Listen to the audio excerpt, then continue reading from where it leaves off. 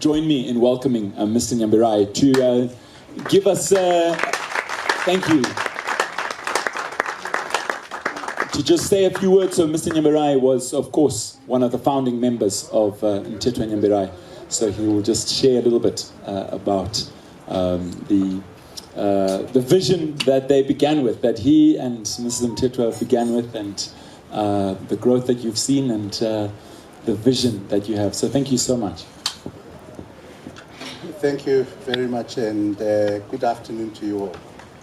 So the Bible is actually very correct that whatever is hidden at some point will be uncovered. Yeah. I had thought I would hide the evidence that we have been 20 years in operation in Mtetwa Nyambirai by putting on my cap. But when I attended our last board meeting, my chairman, Dr. T. Murefu, talked to us about how we should dress. I wasn't wearing a tie. And he wasn't very pleased about it. And I think it's also disrespectful for me to be wearing a cap. No, if I then remove it, then you will see the evidence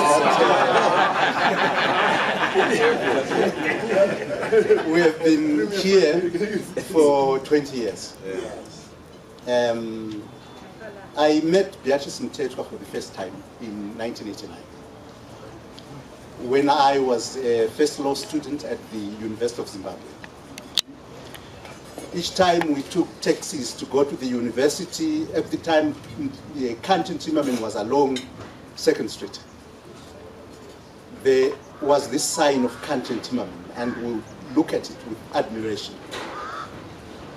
Then my late brother had trouble at college. He had been unfairly dismissed from Chibero Agricultural Institute because of his faith and belief in Christ. The principal of the college was very unhappy because of some prayer session he had conducted in the college. So they dismissed him. And I needed a lawyer. So I went straight to Canton Timmerman. It was during lunchtime. And I met a lady called Lady Kingsley. And she said, there's only one lawyer who I think will represent you for free. Because I didn't have the money, I really needed someone who could help. And she said, that lawyer is Beatrice Mtetwa. So wait, when she comes back from lunch, I'll take you to her. So I waited, and after lunch, Beatrice walked in, and Lady Kingsley took me to Beatrice's office. That was my first meeting with Beatrice Mtetwa. I explained the case to her, and she agreed to represent my brother for free. Oh, wow. Good ladies are still. So that memory was etched in my mind. And she handled the case successfully. She went to the High Court on an urgent basis, and she got an order. But for purposes of implementation of the order, she then approached the Secretary of the Ministry of Lands at the time, who was Dr. Takavarasha. Oh, yeah. Dr. Takavarasha said, it's no longer possible for us to allow Boniface to go back to Mleza Agricultural College. Because of his prayers, it won't work. So you have to choose another college where he can go. And I think we then settled for Rio Tinto. That's where he then went and completed his studies. That was my first encounter with Beatrice. Then, when I needed to go on attachment, my obvious choice was to go to Canton Timmerman. And I'm grateful they accepted me as a student on attachment at Canton Timmerman. Had a wonderful time and was exposed to many other lawyers within the law firm. When I then finished my studies, went out of the country to Sweden for further studies. When I came back, I went straight to Country Limama. And I asked to see the managing partner at the time, was Harry Cantor. And Harry said, sorry, we actually looked for you. You did not tell us you were leaving the country, so we employed Rudo Mungu, where we could have employed you. So sorry, we can't accommodate you. So I lost my first opportunity to join them. But within the week, then there were no cell phones. The means of communication were so old-fashioned. I later learned, after I left Rudo, tender day resignation. And Harry sent a telegram to the University of Zimbabwe, to Mrs. Rooney, looking for me. At the time, I married young. I was already married to Katie. And I was staying in Domboshava. Like Jacob. Yeah.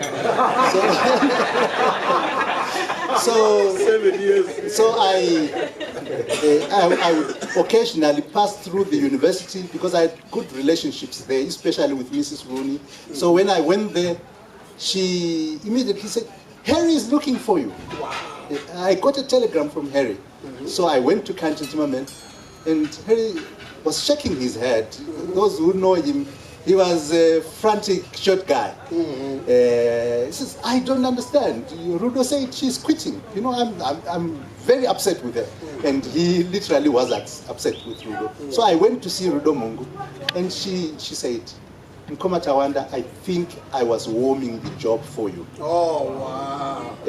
I don't think I can do this job. So I'm looking to join the NGOs.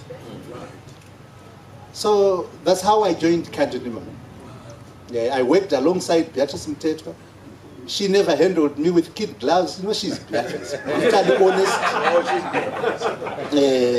Brutally honest. Where she thought I was wrong, she would attack me viciously. Yes.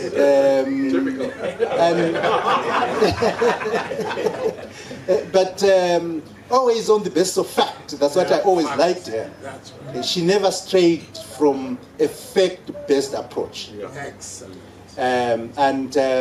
When she thought I had been treated unfairly, she would speak up. Great. Yeah. So when I then left Country Limama, and I don't want to say I was forced out of Country Limama, but I made the decision that enough was enough. I needed to leave. Yeah, and followed you. And when I finally made that decision,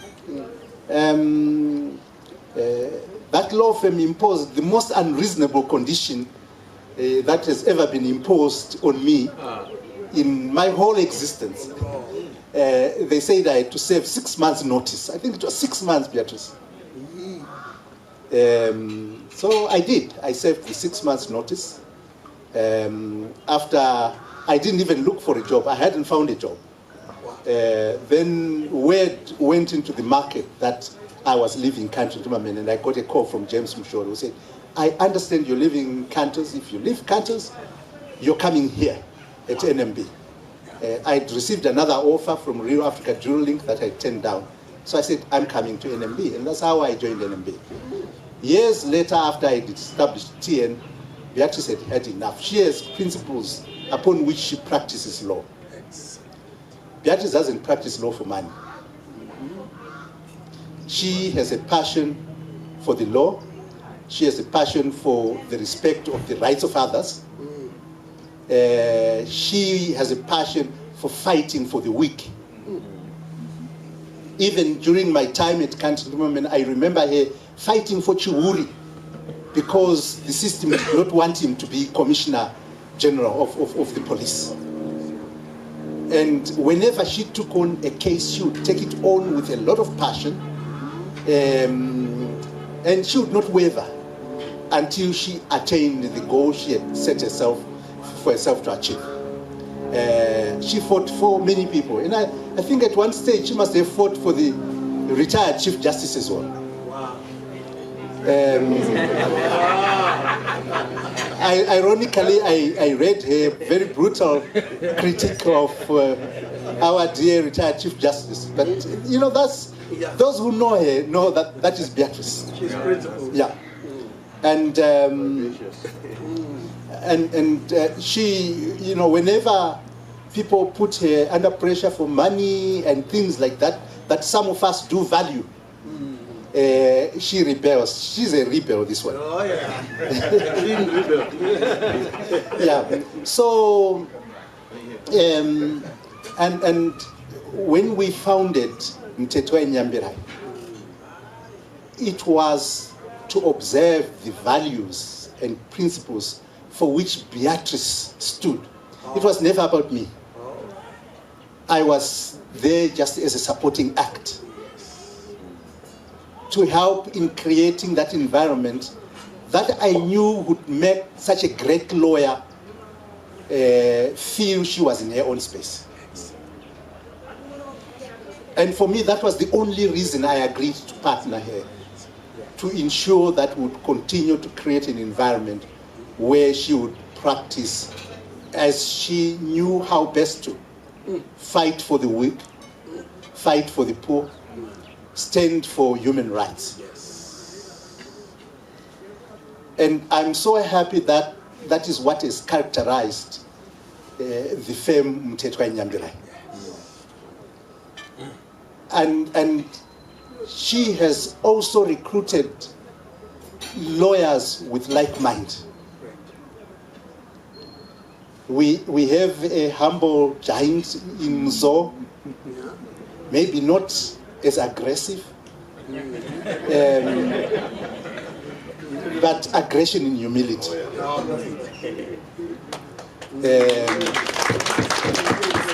Paying attention to detail, being very meticulous in whatever he does. Then a young man I refer to as the conscience, not only of our law firm, but of our country, Zimbabwe, Doug.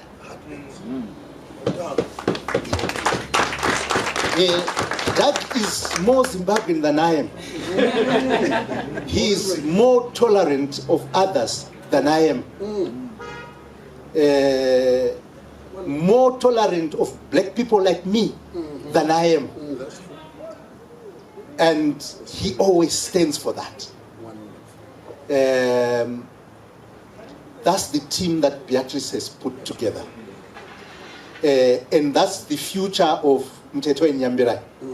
Because you can see Sutakura, Beatrice and I, you know,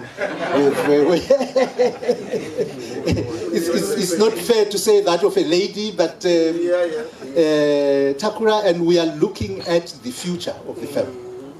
And with people like Mzo and Doug, and I understand the other young people who have now joined us, I think the legacy of the law firm is firmly entrenched.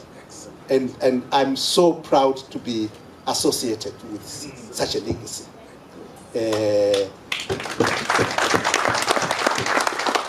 And a law firm that understands that, you know, race is just about colors. Yeah, it's paintbrush. We are all who we are because of the character that we project. Very true. And the values and ideals that we uphold. You know, I can't. If you ask me to even do Borodil dance, I can't. But this young man, he can tamba this one. You know, so it's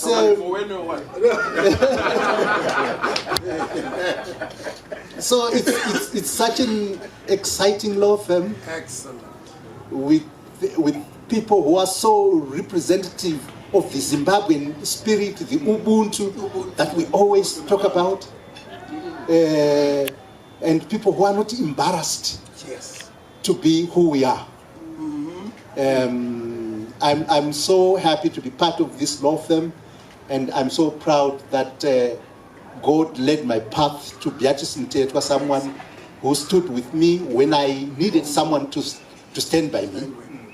And I would like to congratulate her for 20 years in partnership with me as Mtetwa Nyambirai. Thank you very much. I can hide my hair. Welcome with me to the stage, the person who has come a long way, well, not too far, but all the way from south of the Limpopo, our brother advocate, Tererai Mafukidze, who has been a long time friend of Mtetwa Nyambirai, is an advocate of renown, not just here in Zimbabwe, but of course in South Africa as well, where he plies his trade. And we are most grateful to him to have come all this way to celebrate this important moment with us. So please do welcome to the stage Tererai Mafukidze. It is a special honor for me to be invited to this celebration. And I would like to extend my congratulations to the founding partners, all the current partners, the professional staff, and the supporting staff for the 20th anniversary of the firm. You have all immensely contributed to the growth and reputation of this firm. 20 years is a long time, unless you are a president.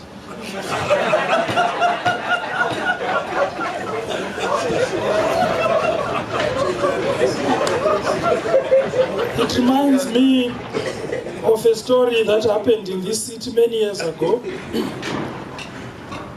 A lawyer was approached by a client. He led him into his office, and the client said to him, "I want to sue somebody for defamation of character." This is what most Zimbabweans say, and if you think about it deeply, if you are defamed, your character is deformed actually.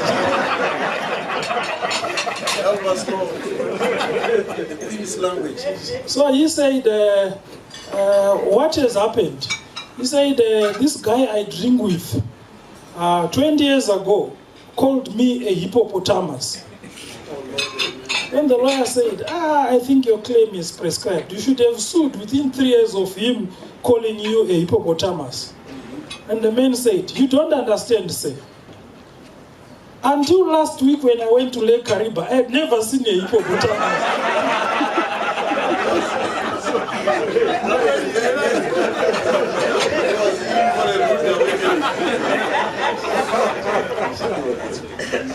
I am aware that present with us here are spouses and partners of some of the lawyers in the firm.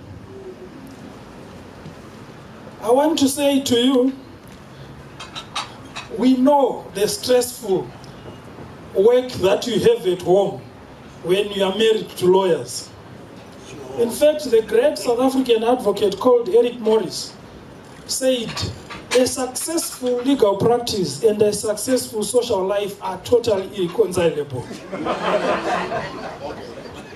He was describing the fate of young advocates and said that the fact that the divorce rate amongst advocates is comparatively low is a tribute to the patience and understanding of the average wife.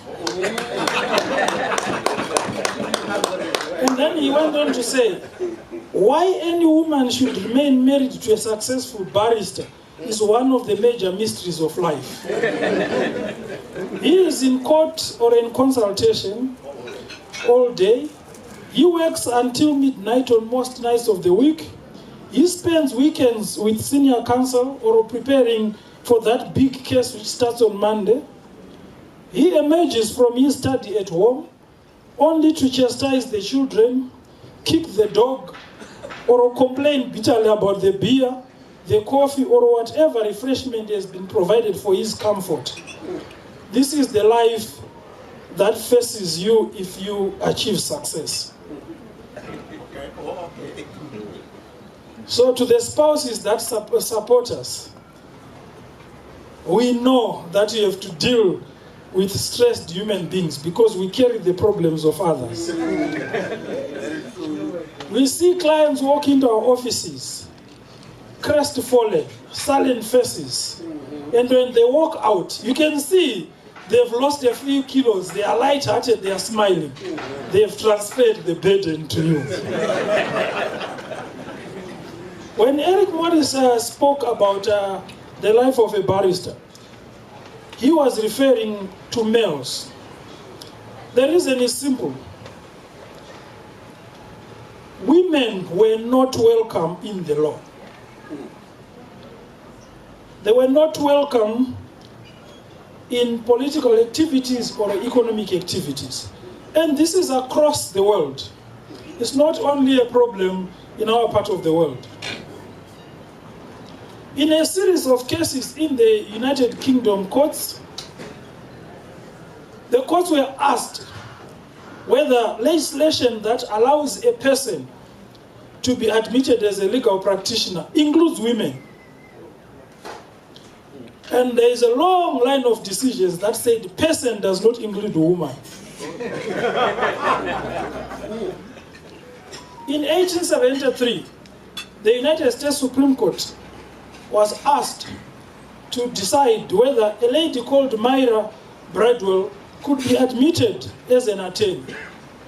And the United States Supreme Court said she could not, because the natural, this is a court, and proper timidity and delicacy, which belongs to the female sex, evidently unfits it for many of the occupations of civil life. A few years later, another lady called Lavinia Goodell went to the Wisconsin Supreme Court seeking her admission. That was in 1975. She had everything. A certificate that showed that she had been examined and passed in open court, that she was a resident of the state, she was a person of good moral character, and she possessed sufficient legal knowledge and ability to justify her admission. But the Chief Justice, writing a decision for the unanimous court, which was all male, said the court could find no statutory authority for the admission of females to the bar of any court of this state. So instead of looking at whether there was a prohibition, they looked at whether or not there was any legislation that said women could become lawyers. He went on to say, there are many employments in life not unfit for female character. The profession of the law is surely not one of these. The peculiar qualities of womanhood, its gentle graces, its quick sensibility, its tender susceptibility, its purity, its delicacy, its emotional impulses, its subordination of hard reason to sympathetic feeling are surely not qualifications for forensic strife. Womanhood is molded for gentler and better things.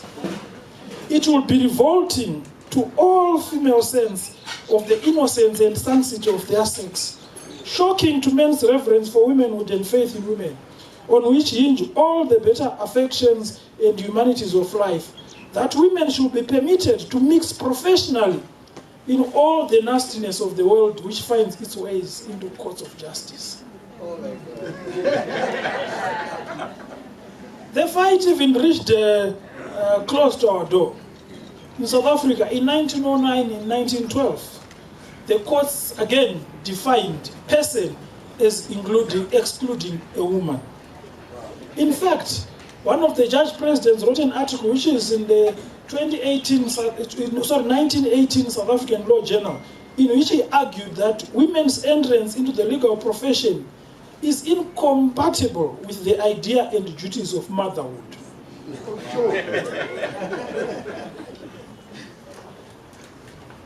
Our country, as Southern Rhodesia, only had its first admitted attorney in 1929, who was a female. And of course, she was white. But the exclusion of women is only part of the exclusion. In this country, black people were excluded from the profession. The person who would have become the first legal practitioner of our color in this country was Lobengula's son, Nguwe. You all recall from your history class that Cecil John Rhodes, afraid that Lobengula's sons would reorganize and claim their kingdom, sent them for Western education in Cape Town.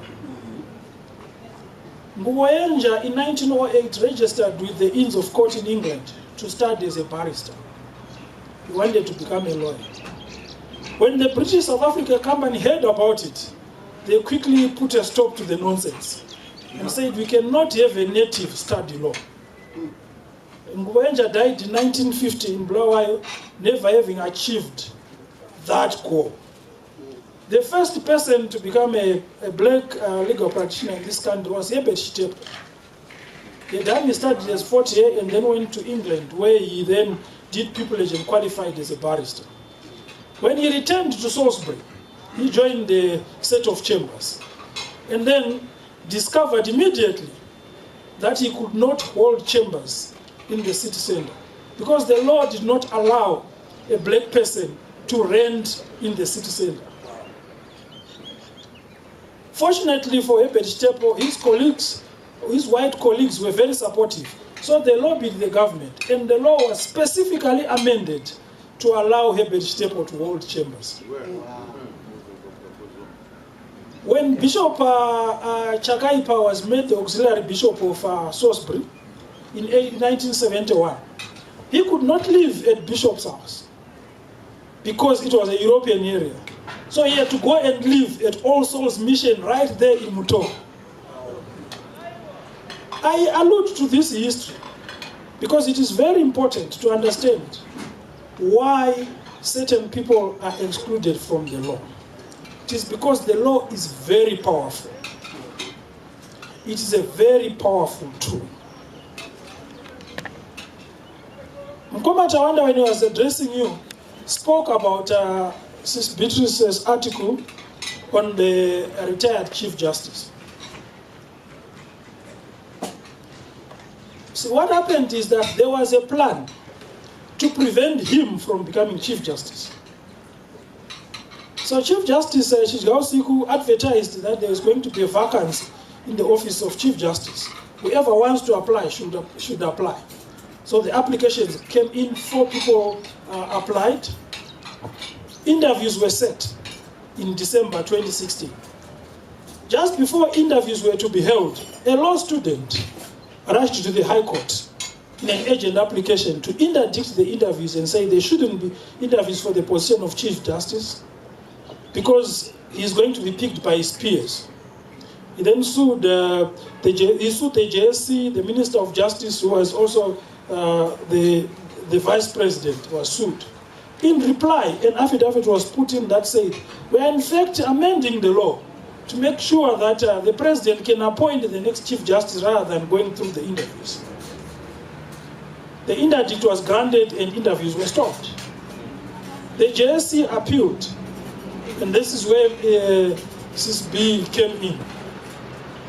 I got a call from her, and she said, we need to stop this nonsense. There is a constitution that says there's going to be interviews and they are public, and from the recommendations, the Chief Justice should be picked.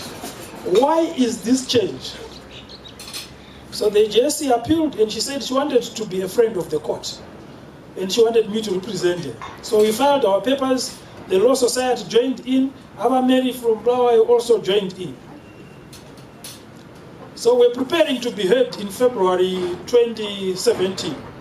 Shigausiku was retiring on the 28th, I think, of that month, or the following month. Then we heard funny rumors. The Chief Justice wanted 5 judges of the Supreme Court to hear the matter. But some were avoiding work. So he only had 2 permanent judges who wanted to hear the matter. The others were running away from this case. So he had to recall Justice Ziyambi from retirement to come and be the senior judge.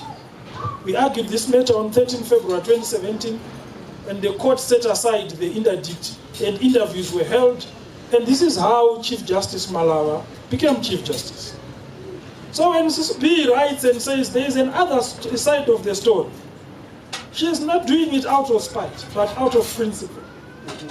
That you cannot just eulogize if there are other things that didn't go right. We must be open and talk about them. So this is the principled stand that she has taken. On another occasion, the Supreme Court judges, there were Supreme Court judges interviews, and the people who were recommended did not impress in the interviews that we all saw on TV. She asked for the scores. Let me see the scores so that we can know who did well. They refused. We went to court in Masvingo just to get away from the home ground. We went to Masvingo and we argued that case. We lost, but we came with our heads high because she stood again for principle, that we want judges who are independent. Because the day you get into trouble and those judges are on the other side, that's when you start to need independent judges. That's why you find when Tawanda was talking about some of your former clients, they'll go to CCB and say, I'm in trouble, I need you because you fight them. But yesterday, they were hitting you with the baton sticks.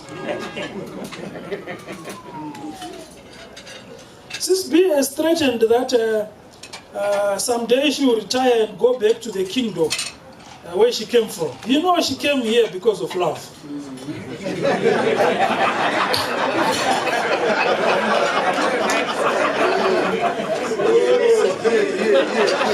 She left a country where there are no term limits to just come here because of love.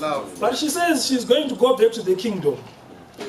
And I think when she decides to go back to the kingdom, we all owe her a beautiful send-off. Speaking for myself, I have said I will accompany her, and so I have tried to influence her to make sure that the return coincides with the reed dance.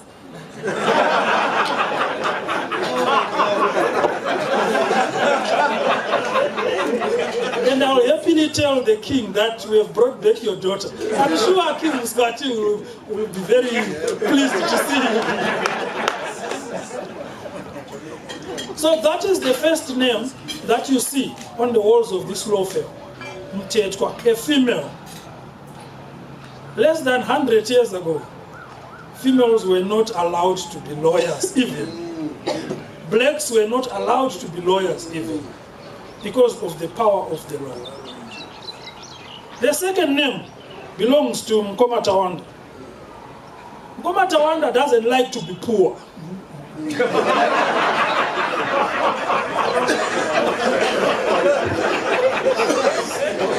He has done everything to avoid poverty, I know. I was trying to count. He was a banker, cattle farmer, paprika grower, gold miner, cattle banker, tech banker, corporate financial guru, bed and mattress maker, beggar king.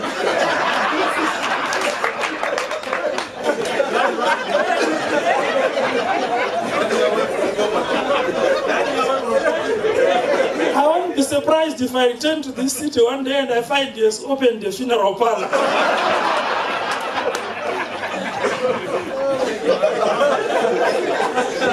He doesn't like poverty at all.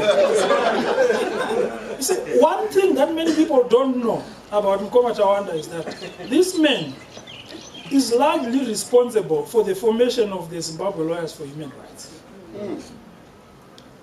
This is what happens. In 1995, Tawanda is a professional assistant at Kenda and Imama, where SSB was a partner, brought a constitutional challenge against NASA and the Minister of Public Service, Labor and Social Welfare. He felt that the law that required us to make compulsory contributions to NASA was unconstitutional because he had the private arrangements that he had made at the private pension fund. Why should he contribute to a compulsory fund? He went to the Supreme Court, which was sitting as a constitutional court with 5 judges, him as the applicant, and argued his own case. Barely in the profession for 5 years. Against him was the Attorney General, Patrick Shinamasa, assisted by 2 formidable lawyers in the form of the late Augustine Chukumira and Bharat Patel, who now sits in the Constitutional Court. They brought all these 3 guns against a young lawyer who was challenging NASA. The court disagreed with Nyambirai, but they invited him to tea afterwards. Because they were really, really impressed by his advocacy and his principled stand. The late Stanford Moyo said, that event embarrassed the senior lawyers in the city. That there's a young man who has stood up and argued his own case in the Constitutional Court, challenging this. We need to do something. As a result, typical of lawyers, they gathered in a pub at Mikkel's. I understand Sis B was there, Selby Wacha, Kenan Due, Kevin Lau, Stanford Moyo, and others. And they resolved that they must form an organization that fights for human rights and defends the rule of law. That is the seed that gave birth to the Lawyers for Human Rights.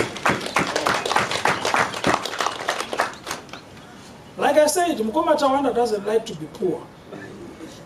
Despite being forced to contribute to NASA, you have seen the many things that he has been working with.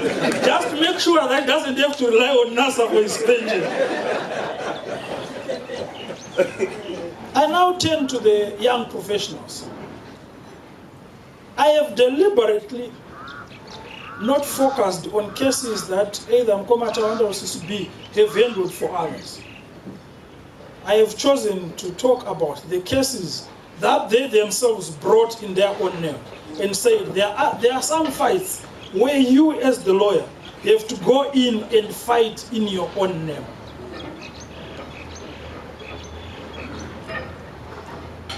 For the young practitioner, one of the biggest challenges that we have, and Mr. Mapara, the Secretary of the Law Society, will confirm, there is pressure to make it quickly. And as a result, lots of young, promising lawyers coming from poor backgrounds have fallen into the pit and lost the license to practice because they just wanted to live a life of luxury. There is again the worrying trend of young lawyers moving too much. Settle in, learn the trade. In a respectable firm, do the hard work. Everybody has to do that hard work. Learn the craft the right way. It will pay in time. Justice O'Connor of the United States Supreme Court described the legal profession in these words. One distinguishing feature of any profession, unlike other occupations that may be equally respectable, is that membership entails an ethical obligation to temper one's selfish pursuit of economic success by adhering to standards of conduct that could not be enforced either by legal fiat or through the discipline of the market. There are sound reasons to continue pursuing the goal that is implicit in the traditional view of professional life. Both the special privileges incident to membership in the profession and the advantages those privileges give in the necessary task of earning a living are means to a goal that transcends the accumulation of wealth. There are 3 things I tell young lawyers when they ask me for advice. These are the 3 values you should keep: honesty, patience, and diligence. With honesty, you avoid most problems in life. With patience, you can deal with most people in life. And with diligence, you can solve most problems in life.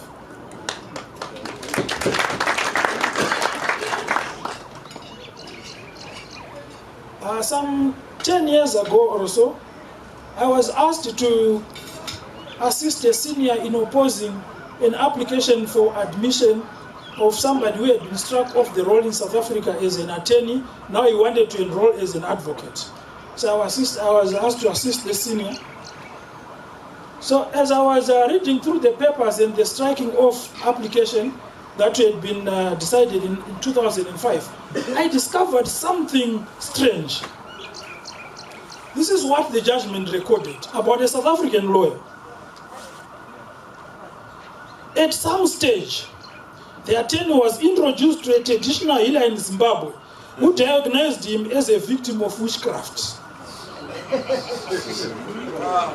The attorney then paid regular visits to Zimbabwe in order to visit the traditional healer.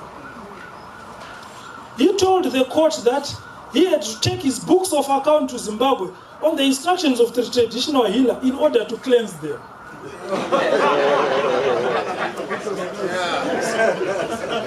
Dear young lawyer, you cannot cleanse yourself out of a shortfall in the trust fund.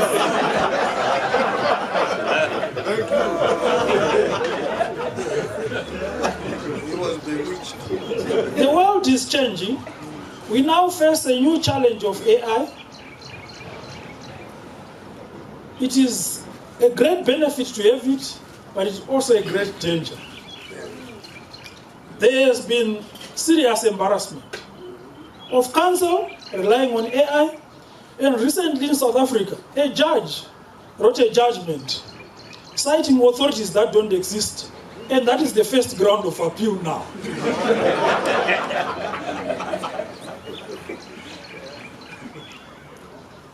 Clients will still require the influencing, analytical, and creative skills of human lawyers.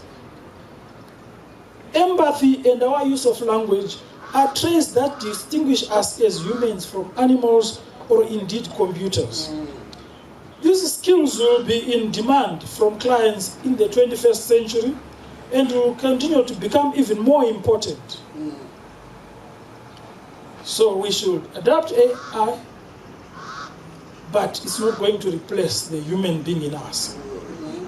The person who has the courage to say, I'm going to represent this client, no matter how unpopular that client is.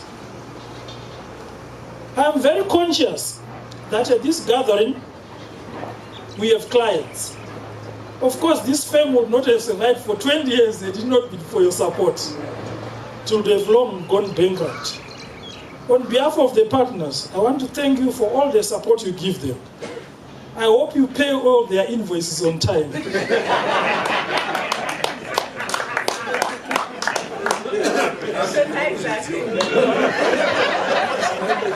We lawyers struggle with people who want free legal advice, especially our relatives and friends. They usually take advantage of social gatherings.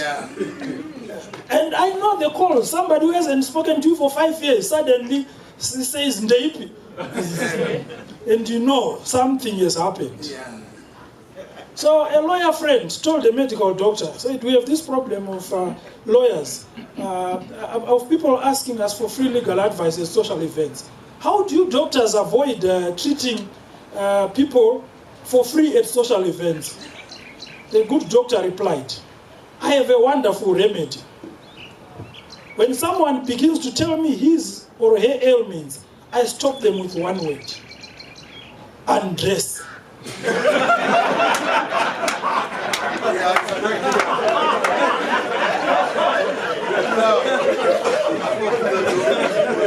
Of course, that word won't work for a lawyer.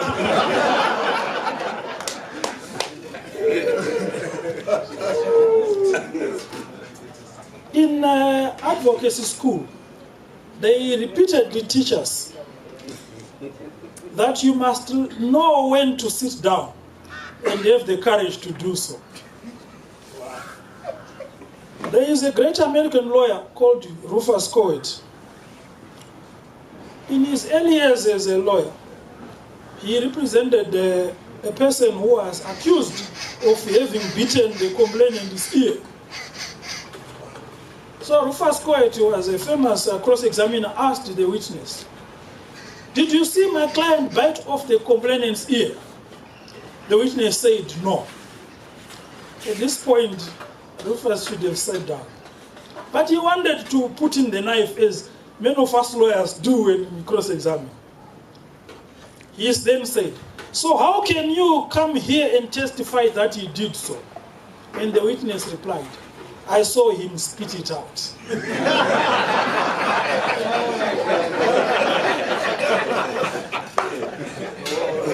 In closing, I would like to once again congratulate Mtetwa Nyambirai law firm for attaining this milestone. I wish you the greatest of success in the many years to come, and I thank you all for your kind attention. Can I ask all of the staff of Mtetwa Nyambirai to come to the stage for our last little gift for all of you. Okay, please welcome to the stage Mzo, my Mtetwa, Felicity, Zoro, my James, Lincoln, Lorraine, Trish, Rachel, Tawanda, and me, Doug. And where's Ryan? Yes, and Josie and Louise, who have good reasons for not being on stage. Ryan, who does not have a good reason for not being on stage, but welcome him nonetheless. We together, and of course with Mr. Nyambirai, who was not advised of this, so he's excused. But we together are Mtetwa Nyambirai. Please, we are Mtetwa Nyambirai, not legal practitioners, but the Mtetwa Nyambirai Dance Troupe.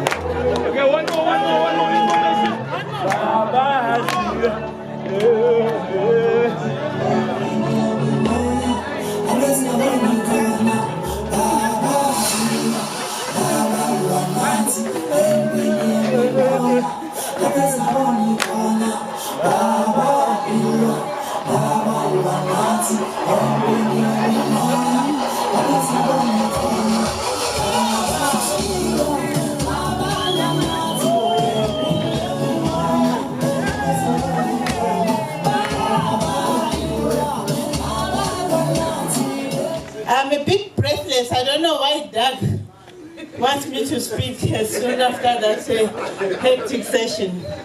But everybody, thank you very, very much for coming. We are a small firm. I know people think we're bigger than we actually are. I get people asking me for money because I own tea and gold. I'm like, really? So we are a very small niche firm. I'm surprised that we have lasted as long as we have, because when I got fed up with not meeting my target every month, and I said to Tawanda, I want to start my own thing, but he said, but you know you can do it. And I changed my personality altogether. I used to have long processed hair. I went and I cut my hair, and for 20 years I've kept my hair natural and like this as a stand to say I'm starting a new life.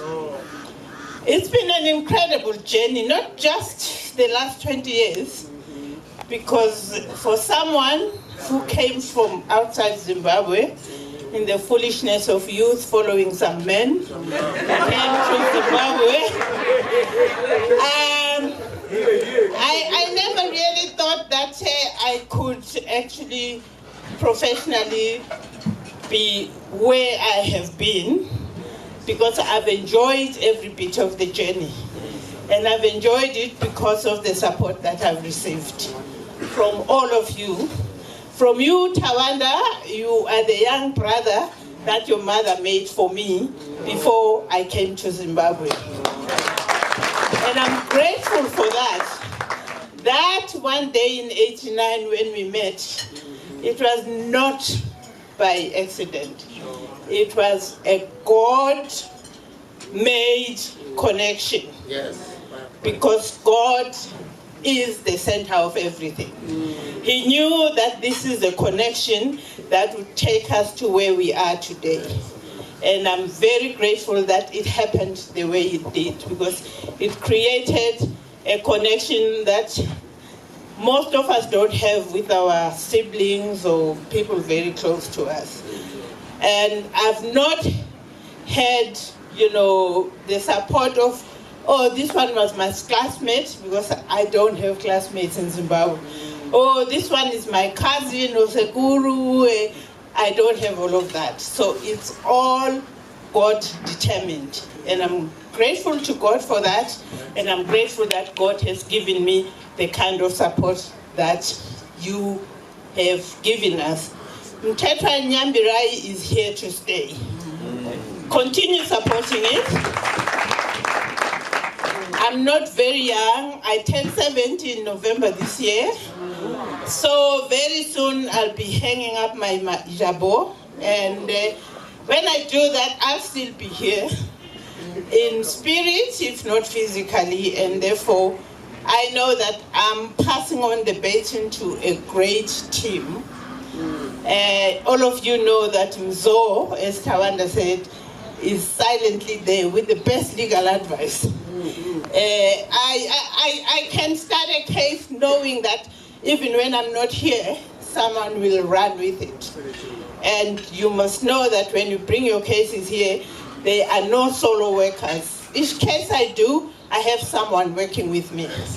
So that at any given time, someone has the case and they know about it and they can go to court with you. I know when people come, they say, this is a text matter, I want Tawanda. This is a human rights case, I want Beatrice. Doug is more a human rights lawyer than me. He even studied it. When I went to college in the 70s, there was no human rights law. You just studied the Constitution and you made your human rights law from there. So I'm happy to say that I'm leaving the law firm in very good hands. I'm not saying I'm retiring today, by the way, so I'm still here. But as we evolve, I'm happy that we're here 20 years later. I'm happy that Tawanda has been there for us. I'm happy that clients that were not there when we started, are with us, and we are grateful to all of you for really, supporting us as a small law firm. To the staff, it could never have been done without you. There are two staff members that I started with when I started, and they were both told that they were making foolish decisions because it is not possible for them to even last 6 months getting salaries from me because I don't make fees. I make law, I've got many cases in the law reports, but I don't make money. But they came with me. Trish and Robert, please, I'd like you to come up and join me as the founder members of this law firm. Trish was my PA when I was at Kanta in Imamen. We were both much smaller than this at the time. And they are both still here. We appreciate you. Robert also came from Kanta in Imamen against very strong advice not to join me because he would be unemployed very, very soon. And they had belief in me. I appreciate your belief in me. I appreciate that you stayed with this law firm for as long as you have. And I know that everybody in the law firm appreciates you.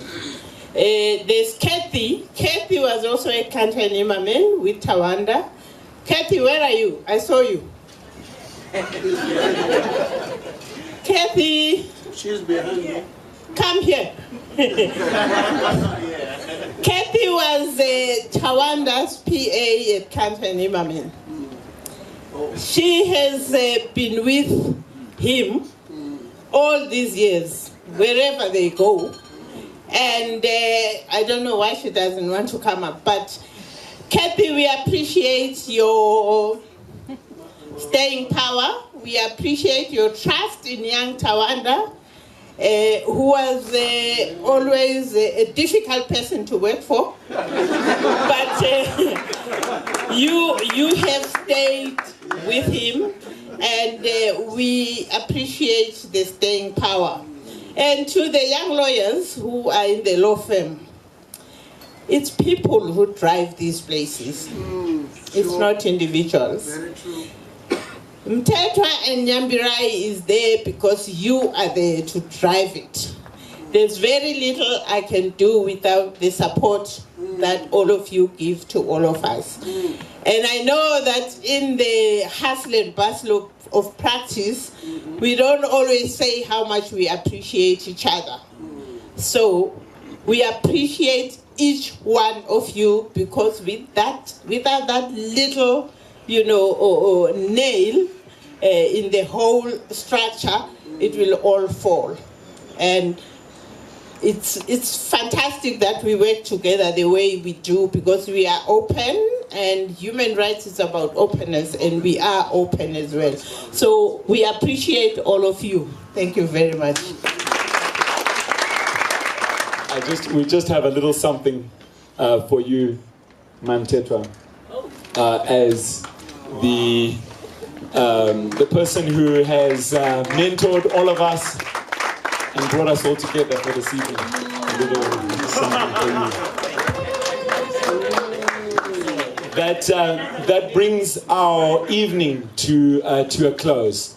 And we thank you so much for, or I should say, that brings the official part of our evening to a close.